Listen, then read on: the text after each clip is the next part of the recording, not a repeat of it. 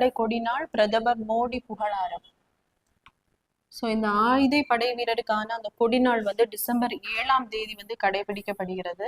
So யாருக்காக அப்படின்னு பார்க்கும்போது, ஸோ இந்த டாபிக் பார்த்தீங்கன்னா குரூப் 1 மெயின் சிலபஸ் பேப்பர் 2 ஹானர்ஸ்ல வந்து கவர் ஆகும்.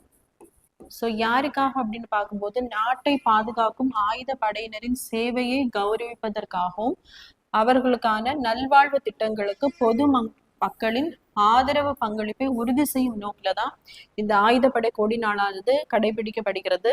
ஸோ இந்த கொடிநாளில் ஆயுதப்படை கொடிநாளில் அந்த கலெக்ட் பண்ணக்கூடிய அந்த கேஷ் என்ன பண்ணுவாங்க அப்படின்னா, முன்னாள் படை வீரர்கள்,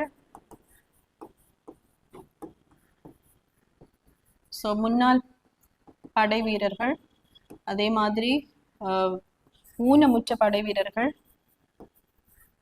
ஸோ ஊனமுற்ற படை வீரர்கள், இறந்த படை வீரர்களின் இறந்த படை வீரர்களின் அந்த விதவைகளுக்கான மறுவாழ்விற்காகவும்,